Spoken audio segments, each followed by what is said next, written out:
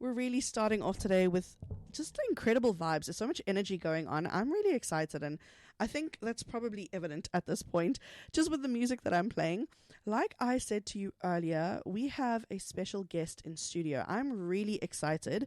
We've been having so much local talent in studio today, and I've been trying to get this particular guest into studio for a while because they're doing some really cool things.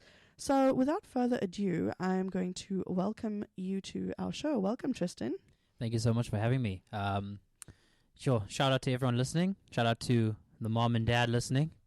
Shout out to them. In fact, I've got to give them an air horn. Oh, man. So you hit me up, and I wanted to come on here, and, thank you so much for the opportunity. Of course. Thank you for coming. Just to have some form of airtime at all, that kind of experience for me as an artist, as a person who wants to sort of move forward in my career, it's really important to get these kinds of experiences. And for me to have my first radio interview with you, I feel so honored. No, the honor's all on you. So thank you so much. It's such a pleasure. So for those of our listeners who don't know who you are, do you want to give us a little bit of an introduction? Tell us a little bit of what you do. Sure. So my name is Tristan. I'm 23 years old, Durban born and raised. I'm a singer, songwriter, sometimes producer. I've been singing since I could speak, and I've been playing the guitar since the age of 6, gigging around Durban since the age of 11. And since then, I've taken on this crazy life that has its ups and downs, and I think being in the Durban scene for as long as I have, I've seen a lot of guys go through and do amazing things, and tour the country and have like #1 selling songs, and I sort of got left out. I got left out a little bit, but I'm all about everyone having their own time, and for me, I just need to work hard and just stay on the grind. And today is another chapter in that story. So I love that. I love that outlook. But I do have to point out, you're 23. Yeah. You've done a lot considering you're 23. The last guest I had on here was also 23, who is a pro surfer, and she's done these incredible things. And honestly, I equate you to that as well. In your field, you've done so much, and you are so young. I think that is so incredible to have had, those rich experiences at your age. So I wouldn't say that you haven't had your time. You're doing incredible things. I appreciate that. Thank you. It's such a pleasure. So you said that you've been singing since you could speak. Yeah. Literally. Well, that's how the story goes, right? Okay. I don't remember it, but when I was growing up, there was never a time where MTV, when it was still about the music side of things only, there was never a time when MTV was never on Trace, VH1, all those stations were on, and I was just glued to the screen. Wow. Especially when Spice Girls came on. Yeah. So I've always been glued to music since a very young age. When I was growing up, there was never a CD that was not played at all times. Family functions, weddings, the usual. And then it got to a point where my grandfather started playing the guitar a little bit more when I was growing up, and I was nagging. I want a guitar, and then I got one for Christmas at 6, and then at 6, yeah, oh my goodness, that was a second-hand one from like Cash Crusaders or something. So just I was like, if he doesn't take onto it, it's not like it's a crazy spend. But, I still have that one hanging up on my wall just as a reminder that that's where it all started. So that's amazing. I'm the kid who got the expensive guitar that never actually learnt. I had a genuine Washburn as my first guitar, and I can't play guitar. Oh, wow. To save my life. Sorry to my gran. I'm sure she's listening. I'm sorry about that I never actually learnt. That's so incredible. I know it's so early in the show to already go on this tangent, but something I'm learning is that everybody who's got this incredible passion for what they do, their upbringing plays such a big role. And I can hear that in your story as well, that your upbringing plays such a big role in what you're doing right now. If you've just tuned in, we have an incredible guest with us in studio today. His name is Tristan BOLTMAN, and he does some incredible things. So you've sort of introduced yourself, and you've been singing since you were a kid, which is incredible. I have to know, is music your 9 to 5? Unfortunately not. You have to be a little realistic. I guess in South Africa it's tough, man. It's hard to make a living through music, and those who are fortunate to, I really envy you. But I work in a law firm. I'm actually a candidate attorney. I graduated from law school in 2022, and I'm 1 year down in my articles, so I've got one more year left, and then I've got my board exams. Wow. And then hopefully I'm a fully admitted attorney. I would never have guessed that your career. You know what? I've had that quite often. Are you the most artsy person where you work? Well, I mean, I've got a mullet for a haircut, so I think that explains it. Okay. For, Wow, that's very contrasting to the music, and wow, that's very cool though. So you say that you are a multi-instrumentalist. What instruments do you play? Well, that's self-acclaimed. But my main guitar that's the main instrument of choice. Okay. But in terms of writing and producing stuff, you got to sort of learn the basics of others. Okay. So there's the bass guitar, the drums, the keyboard or piano. But then I think an interesting instrument is the harmonica. I really do like that sound. I like that sort of bluesy, folky sound it gives, Not really used much anymore, not really. Cool. Yeah, so I like to whip it out sometimes during my sets, and it gets people to look, because it's a different sound, Yes. Everything's quite processed nowadays. Yeah. So when you bring something out that's like a wind instrument or something that's different, then they sort of turn their head and oh, what is that? Yeah. And which is your favorite instrument to play, and why? It's definitely the guitar. Hey. Really? I mean, it's like my left hand, my right hand. I know it so well. Yes. I can just grab it at any sort of opportunity. There's so many times when myself and my family go to family functions. Yes. And then there's a braai or whatever, and then everyone sort of remembers at some point, oh, he's a musician, yeah. Why don't you play us a song? I'm like, oh, I didn't bring my guitar. And then my parents like, no, we packed it. I was like, wow. Okay, yeah. So they just know. Yeah, they just know. They just know they're gonna get asked that question, or I'm gonna get asked that question. Yeah. So do your parents play? No one in my family besides my grandfather played the guitar. My mother sang a little bit. My dad, don't ask him to sing. Don't ask him to sing. But I think in terms of true musicians, I think I'm the only one. That's very cool. So yeah, it was sort of left, everyone is in the sciencey stuff. So that I'm in law, number one, is very left. Yes. And then doing music is very left as well. So, Wow, that's really cool. So I have to know when your first performance was. Sure. Well, officially it was when I was 11. Zach's Windermere was still open. Wow. And that's where a lot of young guys got their, stripes. That, and there was also a spot called Jackrabbits as well in Windermere. I remember that. So they had a lot of band nights on a Friday. The payment was a beer. And you were 11? I was 11, yeah.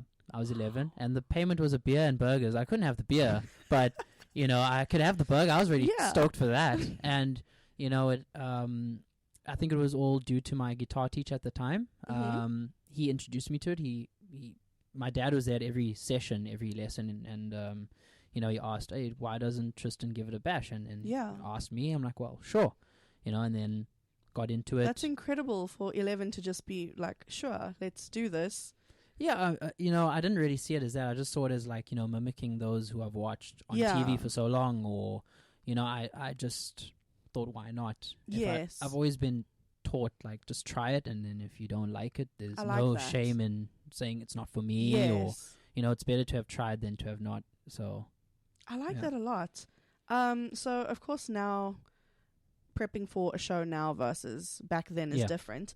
What goes into your show prep? If you've got something coming up, what do you need to do leading up to that event? Well, it depends what the event is. Okay. So you got to if it's a private event, you got to talk to the client and ask them, well, what kind of music do you like? What is the criteria for, what is the theme? Or Yes. what kind of music do you want? You send them the types of songs you do, and Yes. they say yay or nay, and then you sort of get like an idea of what type of vibe they like. Yeah.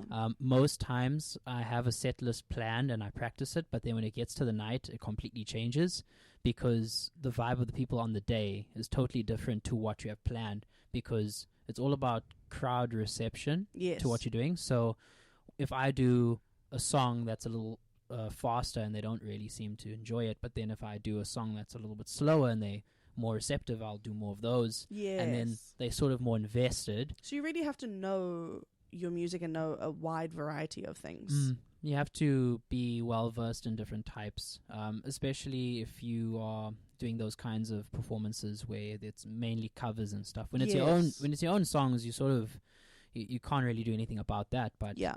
in a cover situation, you can just any song that you've covered before that you think would work, you just throw it in. Yeah. I like that. We're going to go into some tunes, and when we come back, we're going to continue chatting to Tristan. If you've just tuned in, we have the very talented Tristan in studio today, and we are chatting about all things music and, well, bands as well. Yeah, sure. You're part of a band. Yeah, I'm a part of a band. It's a 4-piece band, 4-piece pop band called In Deep. We've been together. It formed when I was 14, so 2014. It's a decade this year, which is pretty cool. Wow. And yeah, we do a lot of pop stuff, and we do a lot of the corporate and private functions and stuff. Okay. So yeah, that fills my other gap. If there's no bookings for me, there's bookings there. So still active. That's fun. Yeah. That's cool. Wow. How does that work with your 9 to 5? It's a very well planned balancing act. Okay. So my 9 to 5 is important. Yes. Especially at this phase of my candidate attorneyship, if that is the correct English. Because, I mean, you had 1 year, right? And you have to do your board exams, and then you have to still be admitted. There's an application you have to do through the High Court, the whole thing. You have to go to appear before the judge, and they swear you in, and it's a whole big, hooray fest at the end. But right now it's important to sort of juggle the 9 to 5 as well as the music side of things, as well as just the social aspects of life, just having some downtime. Yeah. As much as I love doing music in my social time, it's not really social time because you still need to unwind. Absolutely. But I think it's I think I manage it pretty well. On the weekends, I have one day where I can sort of go and do a gig, and then the Sunday I can relax, go and see my girlfriend, or go and be with the family, or whatever it is. Yes. So yeah. Okay. It's very much about balancing. It doesn't just naturally work. Yeah, all the time. There's a lot of planning involved. I mean, from the age of 11 when I started gigging, school in itself is quite stressful. Yeah. There's school, there's sports, there's cultural commitments, and then on top of that, there's the other commitments in your like family life or whatever. And then now you've got this other thing that you have to add. So there's a lot of scheduling, a lot of planning, sort of getting into a routine. Yeah. And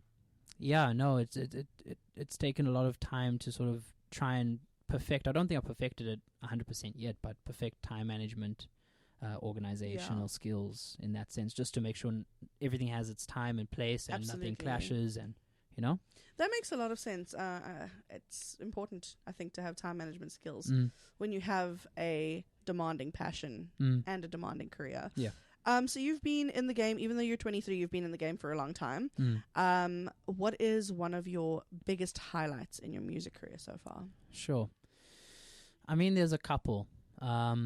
When I was 17, or 2017, my 4-piece band entered East Coast Radio's Be the Band competition at the time, and we ended up winning it. That's and, incredible. There was a event that they used to put on called Concert Comedy Craft. It was in the Botanical Gardens.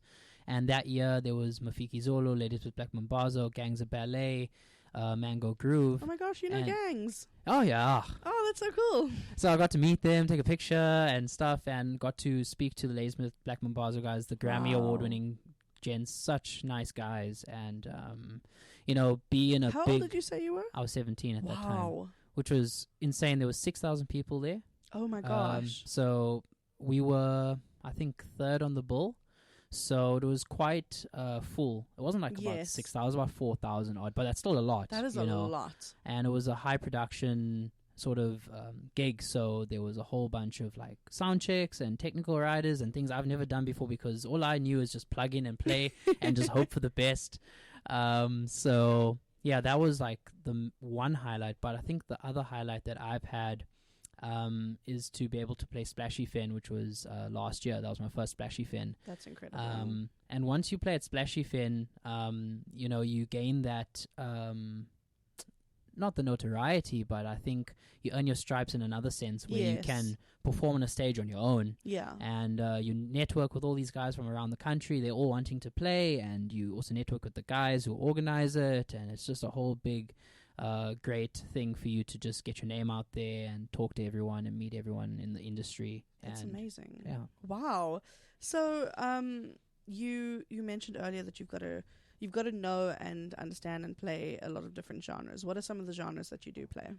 So the main one is pop and folk, R&B. Those are like the main ones. I mean, country doesn't really come across often, but it's mainly R&B, pop, and folk. Those are the main three that I do, the ones that I sort of look to for most gigs. So, and even in my own personal music and stuff, I sort of take inspiration from that. Okay. Yeah. Speaking of that, when did you start writing your own music? I started writing around the age of, I think, 16, 17, because I think at that stage I'd done so many covers, and then everyone was asking, well, when are you going to do your own stuff? And I was like, well, I don't really know how to do that. Yeah. So I just started trying on my own. And the funny thing is, earlier I said that my dad wasn't so musical, but was quite the poet back in the day. So yeah, so I mean, he helped me out, and he would help me like sort of how to sort of structure it, and how it should sound, and I started writing from then, and I didn't release anything then. It wasn't, release worthy, I don't think. And then I got to later on, and then I started releasing stuff, and the rest is history. That's incredible. So we are going to go into some music, and then when we come back, I'm actually going to play one of your songs. Cool. I'm excited for that. So make sure to stay tuned and listen into the song, and then we're going to chat a little bit about where that song came from and sort of a little bit of the deeper stuff, what drew you to it, how it happened, all of the things. So make sure to stay tuned for that. As promised, we have the song that is waiting to be played for you right now by Tristan. It is called No More. I hope that you enjoy it.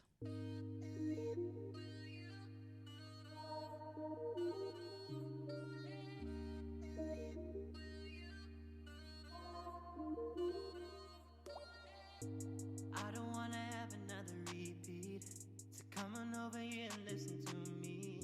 The way we've been talking lately has been charged to me, baby, honestly, I don't know if I can hit undo for all the pain and hurt that you put me through. Each time that I look in your eyes, I can see through your lies, I don't need you now, said don't need you now, 'cause I'm tired of waiting for you, 'cause you're never pulling through. Oh, it is alright, said it is alright. How much more must I implore to you? You do your baby girl, I am through. I don't wanna wait until tomorrow, so I won't be singing adagio. You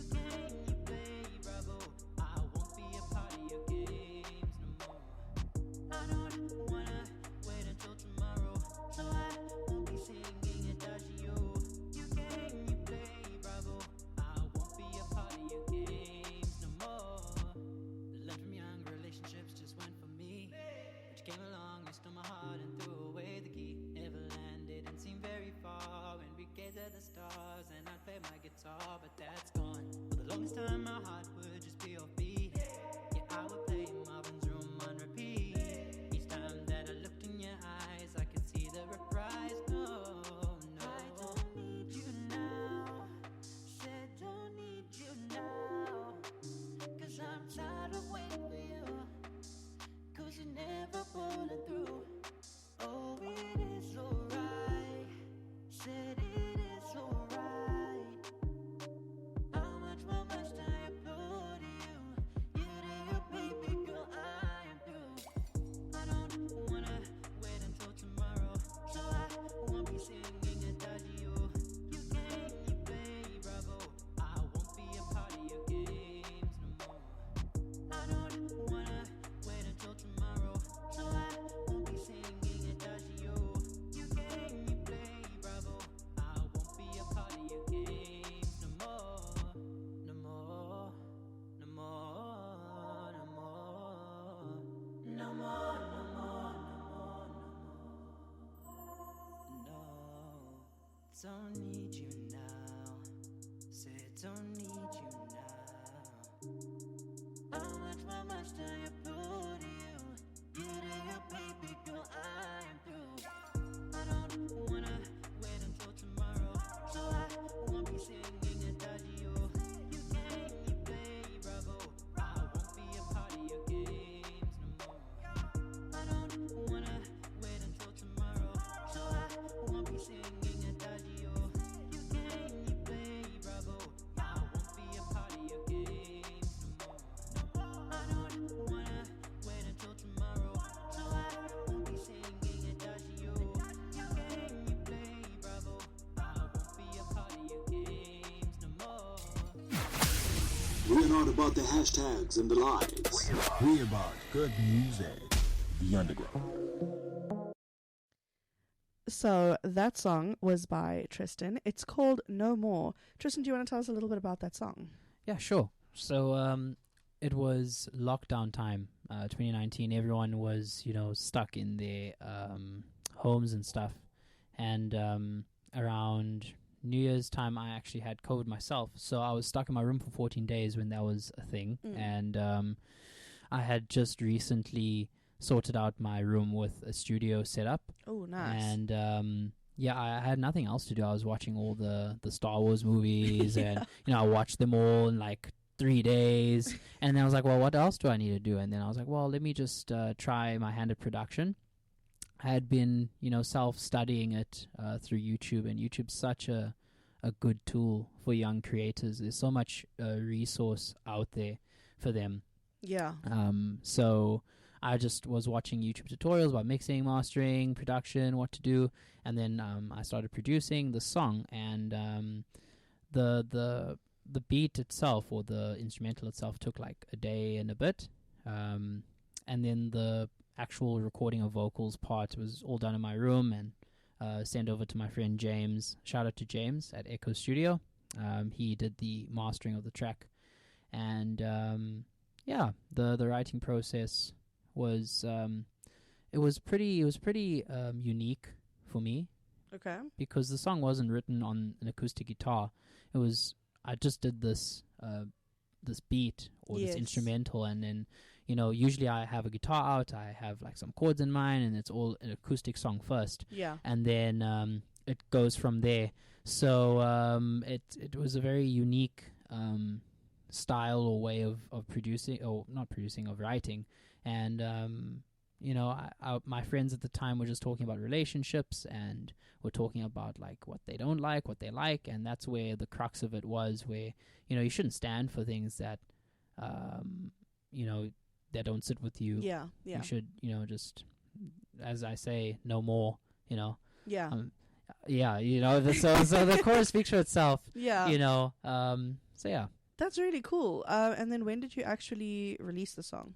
This was released in April 2021. Okay. During COVID, and I was quite skeptical at first, because it's pretty different to what I usually do on stage and stuff. Well, the main thing was to try and write it for social media. TikTok at the time was like quite big. Yes. Yeah. Right? And also for radio, because radio at the time was wanting this kind of style. At that time, Yes. Justin Bieber just released his album. I think it was Changes, or the one. There's a song with him and Quavo, I think.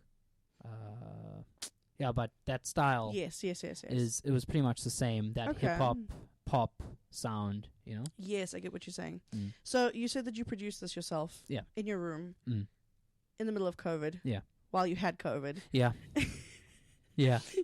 You were like, quarantine for 2 weeks. I might as well be Might as well. productive. Exactly. Exactly.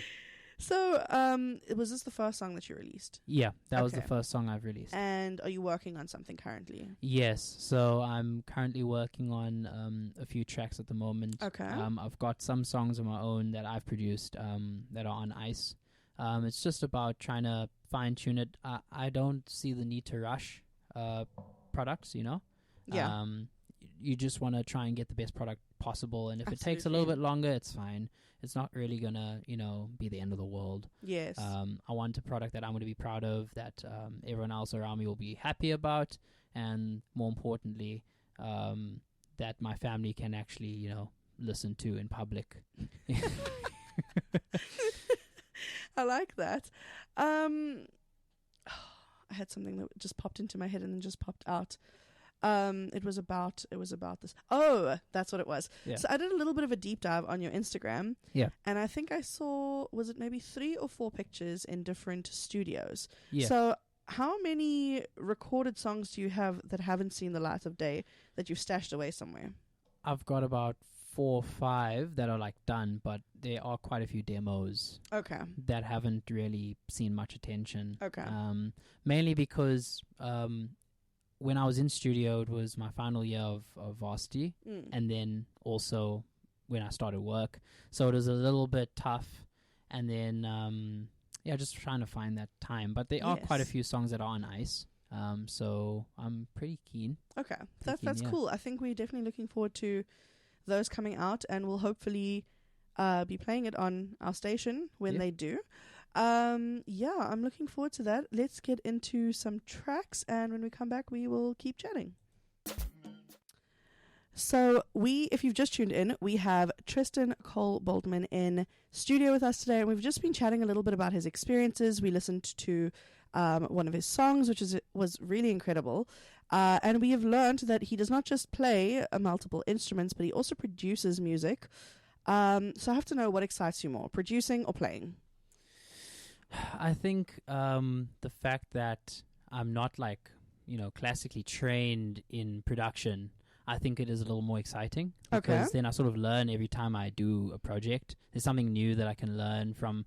If I'm sitting with a friend who produces and I'm watching him what he does, I can sort of let me take that, apply it to what I'm doing. Yes. So I think it's more exciting in the sense that you're creating something. Yes. But I think by playing, there's that rush of the people in front of you, the adrenaline of a crowd, and but I think the production side is a little more exciting.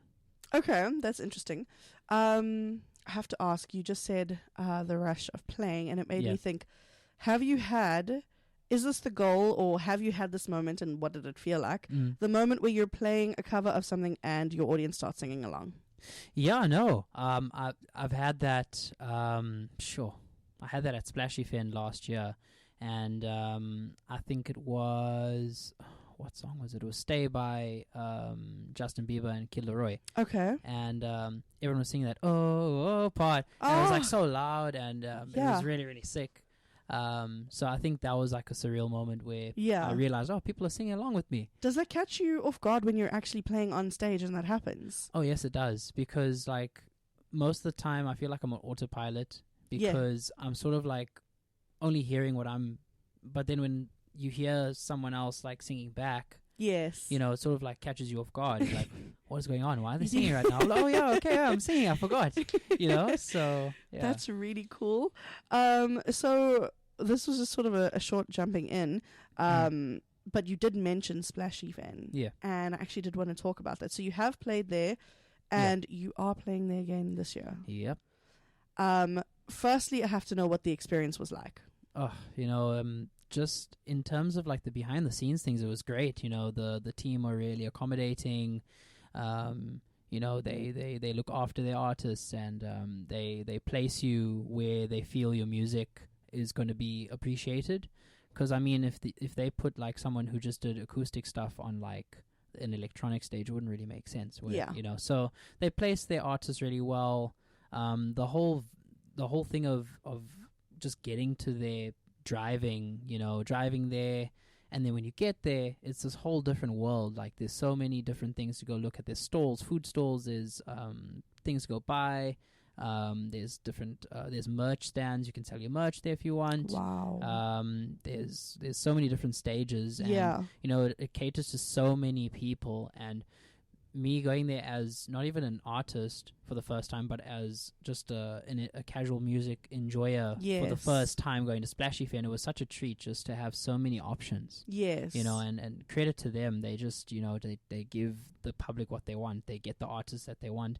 And I mean, this year they've got the American authors there on main stage. So they've got them, they've got the Polytones, they've got so cool. Matt Mole. There's so many good artists internationally and locally that are there. So whoever goes there will never be disappointed. That's incredible. Wow. I love that. If you have just tuned in, we have the incredibly talented Tristan in studio with us today. We've listened to one of his songs. We've been chatting a lot about what he does.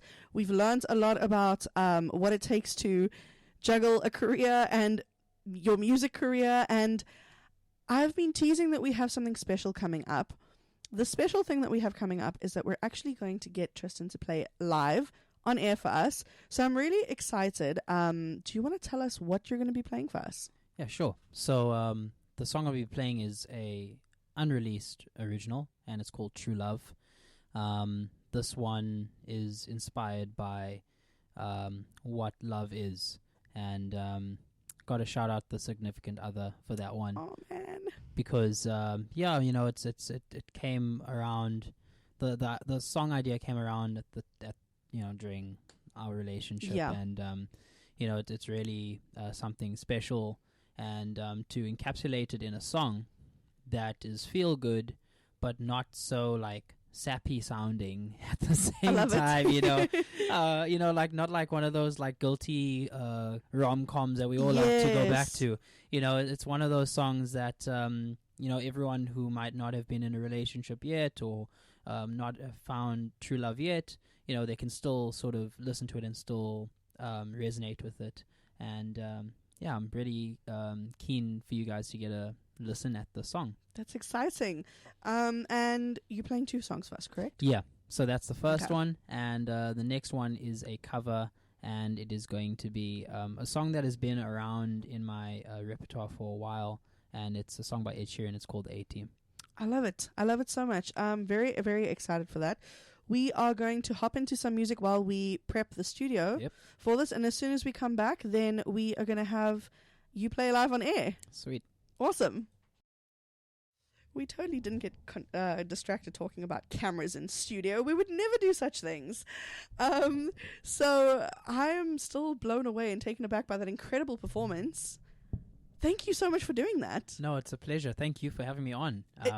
You're welcome to come and play every show of mine. Oh, that'd be great. That'd be You can play all the music. That was absolutely incredible. I absolutely, I love it. So you played an original and you played a cover. Yeah. I was almost in tears for both. Oh man. I absolutely love the cover that you did. That song is incredible. And I actually haven't heard it for a while. Really? Yeah.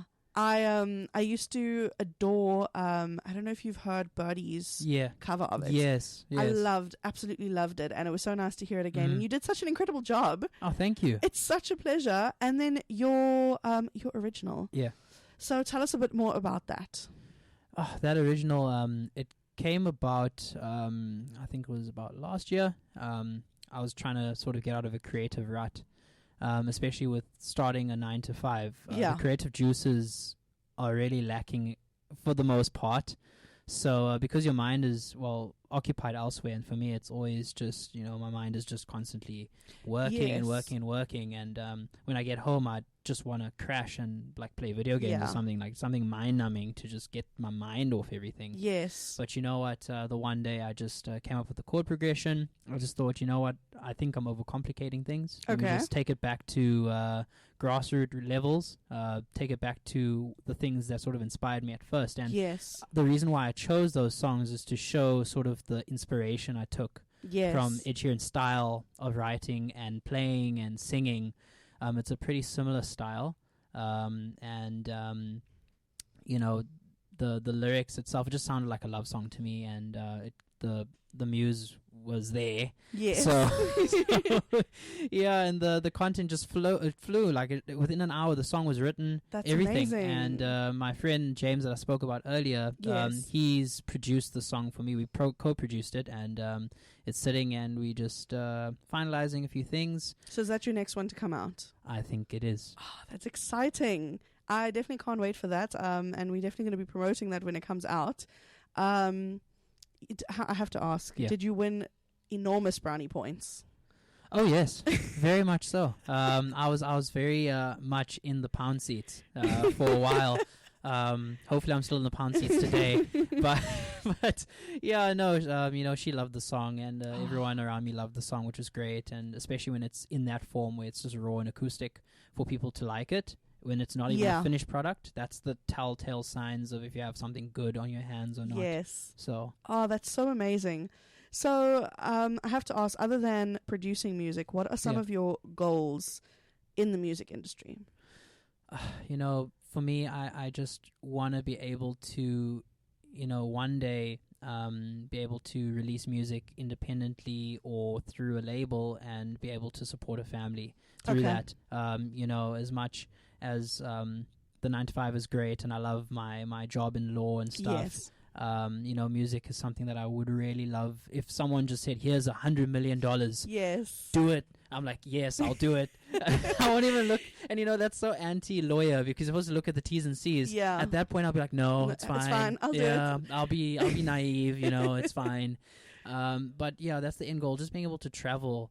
And much like how Matthew Mole has sort of created his brand, he's very he's famous, but he can still go out and do normal people things in the shops. That's the kind of thing I'd aspire to do, and just be able to release music whenever I want, collaborate with guys around, and so you're our next Matthew Mole. Touch wood, hey, touch wood. I like that. Okay, so where can people find your music, find what you're doing, where you're going to be? So the main thing is Instagram. That's where I mainly post all my updates. Okay. So if you follow me at Tristan BOLTMAN on Instagram, then you can find me there. I have a YouTube channel, but I haven't posted on there for so long. It's something I really need to look at doing. We were talking about cameras, and I was thinking, maybe that's something I should go and get. Honestly, yeah. I think it's worth it. Okay, no, I really do. I'm gonna have to drop the bag and do it. So mainly it's Instagram. I post all my updates there and stuff, and you can find my music on any streaming platform. It's No More. That's the only song I've got out, but there will be more this year. And it's also playlisted on a fellow radio station of yours. It's East Coast Radio. It's on DYR. Not too sure who else it's on. That's but those awesome. are the main two that I got confirmation from that it was on. So if you request it, it can be played. That's awesome. And yeah. Wow. Okay, that's awesome. You are going to be at Splashy. What else do you have that is coming up that you can actually say you will be at? Well, I'm going to be completely honest. That's the only major thing right now. Okay. I'm hoping to get into the Lubentube Festival in Winterton. Okay. That's also another good festival to get into. A lot of good artists have played there. JP Cooper's been there. Matt Mole, Will Lindley as well. But the main thing is Splashy Fin at the moment. Okay. Hopefully I'll be in Winterton for Lubentube Fest. And then hopefully for maybe a music in the park, or what do you call it? Music at the lake there by Botanical Gardens. They're starting that up again, so hopefully I can get into one of those. I love it. Okay, so we're going to go into some love songs because, now 100% in the mood for love songs and we're feeling all mushy. So I hope you enjoy it. When we come back, we are going to ask some difficult questions. Ooh. As promised, I have a little bit of a difficult question for you, which I think it's a difficult question. Maybe you already know. Yeah. If you could play anywhere in the world, at any festival, any event, where would you choose to go? I feel like everybody in their field has fantasized about this. Yeah. So it's tough, but you know, I've thought about it so many times, and I think the big one that I would love to do is Rocking the Daisies. Hey, okay. Personally, like, you know, everyone looks at Coachella, everyone looks at Glastonbury, but Glastonbury was like a close second. Like, if not Rocking the Daisies, Glastonbury, that'd be great. But Rocking the Daisies, for me, it's like you've got this world-class setup right on your doorstep. It's really expensive to go, but you know, if you're an artist, and there's so many good artists that they get, and such a wide variety of guys, you know, different genres. It's sort of this festival of like what SA sort of is about, you know, the variety of different cultures and people, and what they like, and you sort of get engrossed in everyone else's, like, you know, likes and their music taste. And some artists that you might have not liked before, you see them live, it changes your outlook completely about how you see them, because they perform so well. So I think Rocking the Daisies is the main one. I like that. That's cool. What advice do you have for young musicians dreaming of playing at festivals like Splashy? Just start somewhere. You know, it all starts at those gigs like Zach's Windermere, playing for a beer and a burger.